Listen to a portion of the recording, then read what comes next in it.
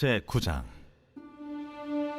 여룻바알의 아들 아비멜렉이 세겜에 가서 그의 어머니의 형제에게 이르러 그들과 그의 외조부의 집에 온 가족에게 말하여 이르되, 청하노니 너희는 세겜의 모든 사람들의 귀에 말하라. 여룻바알의 아들 70명이 다 너희를 다스림과 한 사람이 너희를 다스림이 어느 것이 너희에게 나으냐? 또 나는 너희와 고륙임을 기억하라. 하니 그의 어머니의 형제들이 그를 위하여 이 모든 말을 세겜의 모든 사람들의 귀에 말하매 그들의 마음이 아비멜렉에게로 기울어서 이르기를, 그는 우리 형제라 하고 바알불이 친전에서 은 70개를 내어 그에게 주매 아비멜렉이 그것으로 방탕하고 경박한 사람들을 사서 자기를 따르게 하고 오브라에 있는 그의 아버지의 집으로 가서 여룻바알의 아들 곧 자기 형제 70명을 한 바위 위에서 죽였으되, 다만 여룻바알의 막내 아들 요담은 스스로 숨었으므로 남으니라. 세겜의 모든 사람과 밀로 모든 족속이 모여서 세겜에 있는 상수리 나무 기둥 곁에서 아비멜렉을 왕으로 삼으니라. 사람들이 요담에게 그 일을 알림해 요담이 그리심 산 꼭대기로 가서 서서 그의 목소리를 높여 그들에게 외쳐 이르되, 세겜 사람들아, 내 말을 들으라. 그리하여야 하나님이 너희의 말을 들으시리라. 하루는 나무들이 나가서 기름을 부어 자신들 위에 왕으로 삼으려 하여 감람나무에게 이르되, 너는 우리 위에 왕이 되라 하매 감람나무가 그들에게 이르되, 내게 있는 나의 기름은 하나님과 사람을 영화롭게 하나니 내가 어찌 그것을 버리고 가서 나무들 위에 우쭐대리요 한지라. 나무들이 또 무화과 나무에게 이르되, 너는 와서 우리 위에 왕이 되라 하매 무화과 나무가 그들에게 이르되, 나의 단 것과 나의 아름다운 열매를 내가 어찌 버리고 가서 나무들 위에 우쭐대리요 한지라. 나무들이 또 포도나무에게 이르되, 너는 와서 우리 위에 왕이 되라 하매 포도나무가 그들에게 이르되, 하나님과 사람을 기쁘게 하는 내 포도주를 내가 어찌 버리고 가서 나무들 위에 우쭐대리요 한지라. 이에 모든 나무가 가시나무에게 이르되, 너는 와서 우리 위에 왕이 되라 하매 가시나무가 나무들에게 이르되, 만일 너희가 참으로 내게 기름을 부어 너희 위에 왕으로 삼겠거든 와서 내 그늘에 피하라. 그리하지 아니하면 불이 가시나무에서 나와서 레바논의 백향목을 사를 것이니라 하였느니라. 오늘 말씀을 보면 기드온의 서자인 아비멜렉이 기드온이 죽자 세겜 사람들을 충동시켜 자신의 지지 세력으로 만들고, 또한 기드온의 아들들 70명을 죽이고 자기 스스로 왕이 되는 모습을 보여줍니다.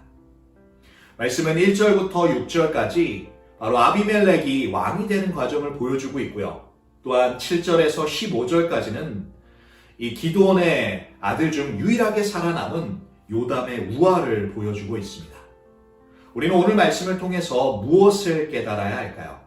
첫 번째로 아비멜렉은 하나님의 통치가 아닌 자신의 통치를 이루려고 했다는 것입니다. 2절 말씀에, 청하노니 너희는 세겜의 모든 사람의 귀에 말하라. 여룻바알의 아들 70명이 다 너희를 다스림과 한 사람이 너희를 다스림이 어느 것이 너희에게 나으냐? 또 나는 너희와 고륙임을 기억하라. 말씀은 아비멜렉이 자기의 어머니 고향 세겜에 가서 자신이 혈육이다라는 것을 강조하고 있습니다. 또한 마치 70명의 이 기드온의 아들들이 왕이 되기를 원하는 것처럼 거짓말함으로써 자신이 핏줄임으로써 자신을 지지할 것을 호소하고 있습니다.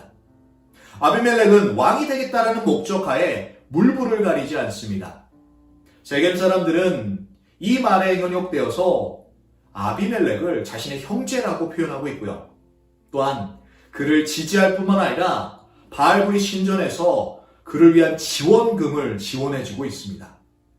여기서 우리가 알 수 있는 것은 기드온이 죽고 나서 세겜이 곧바로 바알을 섬겼다는 것입니다.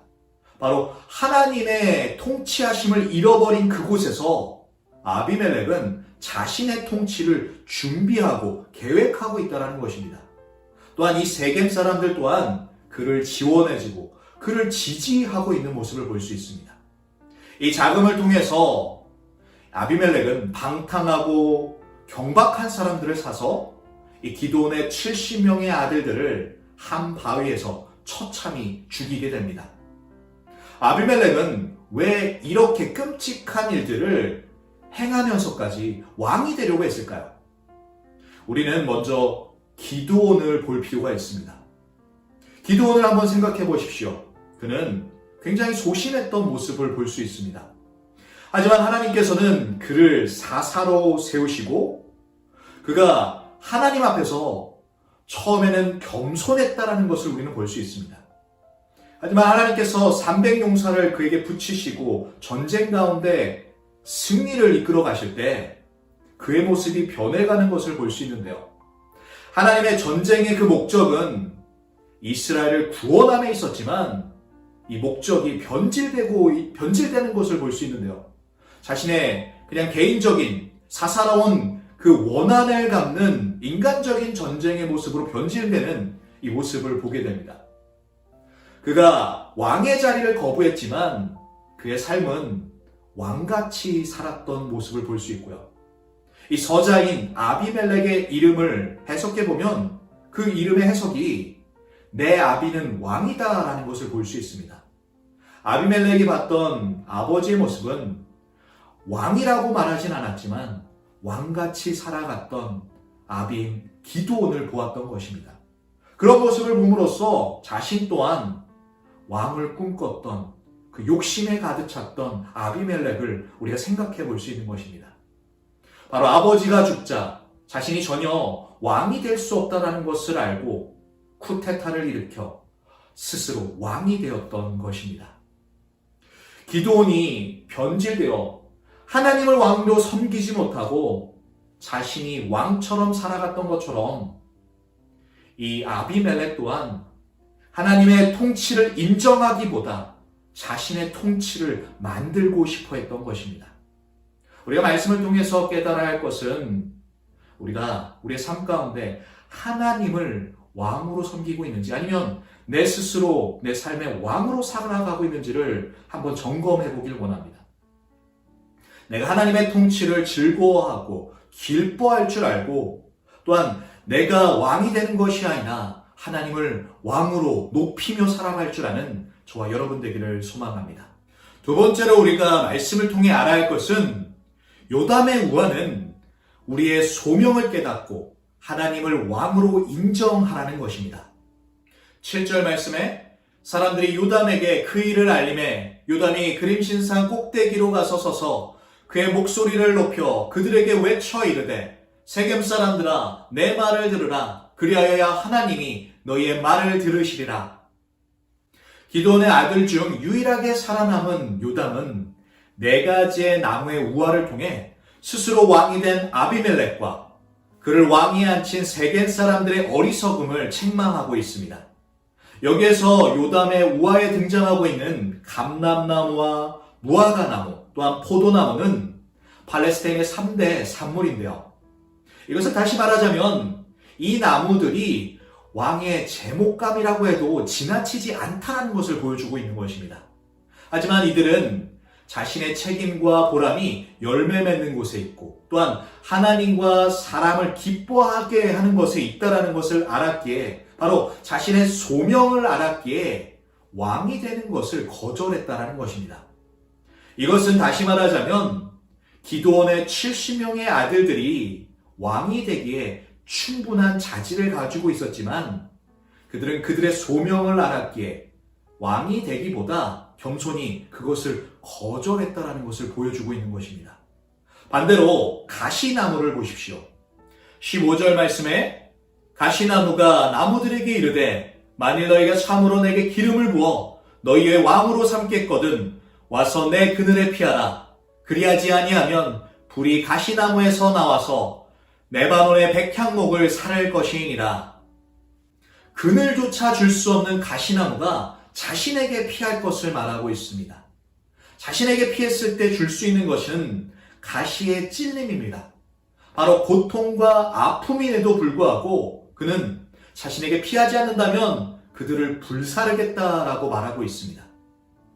요담은 스스로 왕이 된 아비멜렉을 가시나무에 비유하고 있습니다. 가시나무가 유일하게 쓰일 수 있는 곳은 단지 불쑤시개에 불과합니다. 자신만이 불타는 것이 아니라 다른 사람들까지도 불타게 하는 아비멜렉의 모습을 보여주고 있는 것입니다. 오늘 말씀은 왕 대신 하나님을 인정할 것과 하나님 말씀하시는 소명대로 살아갈 우리의 모습을 나타내고 있는 것입니다. 반대로 하나님이 아닌 내가 왕으로서 살아갈 때 우리는 아비멜렉의 모습과 같이 나만 불타는 것이 아니라 남들을 불타게 만드는 삶을 살아갈 수밖에 없다는 것을 보여주고 있는 것입니다. 오늘 하루 가운데 내가 내 스스로 주인되며 살아가지는 않는지를 돌아보시고 왕 대신 주님만을 찬양하며 그분만을 예배드릴 줄 아는 저와 여러분 되기를 축복합니다.